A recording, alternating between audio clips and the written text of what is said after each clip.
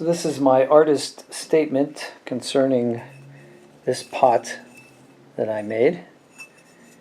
And you'll notice there are letters here in the inside of the pot. And I think if you look at it closely, you'll notice that it's a 5 by 5 palindrome. So that when you read Sator at the top, you see Rotas at the bottom, and on the sides up and down, and all that sort of stuff. So, why did I write that? Well, this is called a Sator square. And Sator squares were found in ancient Rome, 1st century Rome, 1st century AD. And basically what it was, this is the theory.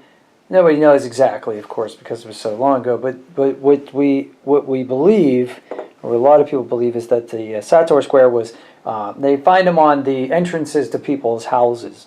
And what it was a clandestine way of telling people that they were Christians. Basically, if you translate Sator, Sator can mean many things, a couple things in Latin, but basically most archaeologists think it means farmer, Sator.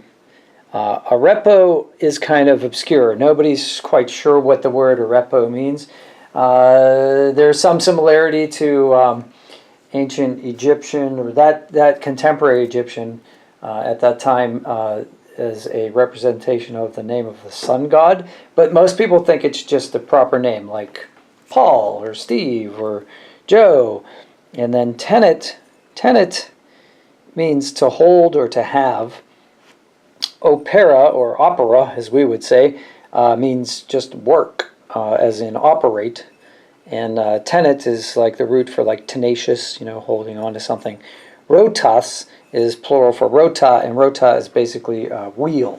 So this, one way to translate this would be that farmer Arepo has a work wheel or a plow. So the farmer has a plow. And why is that significant? Well, there is the analogy or the parable of Jesus talking about throwing seed upon different types of ground, and the farmer and that sort of thing, weeds growing in one place and choking out the seed, and in other places. And also another way that the early Christians used to identify themselves was if they came upon each other on the street, they would draw a squiggle in the sand. So one would draw a squiggle like this, the other one would draw a squiggle like this, and then you'd have them overlap, and you'd have a sort of a symbol of a fish. And Jesus, of course, the fishes and the loaves, but more importantly, Jesus, the letter for Jesus,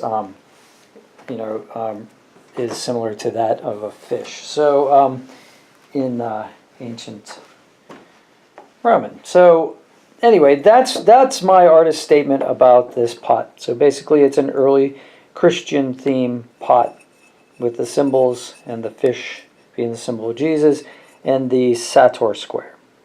Also, this Sator square was later in medieval times thought to have magical properties because the devil would be confused by palindromes, which I find kind of funny, So I like puzzles, and I like words, and I like wordplay, so I thought it was humorous that the devil himself wouldn't be able to figure out a 5 by 5 palindrome. So that's what that pot is all about to me. If you have any comments about it, please feel free to make them below. And of course, if you want to buy any of my work, go ahead and leave me an offer. Everything has a price. Have a great day.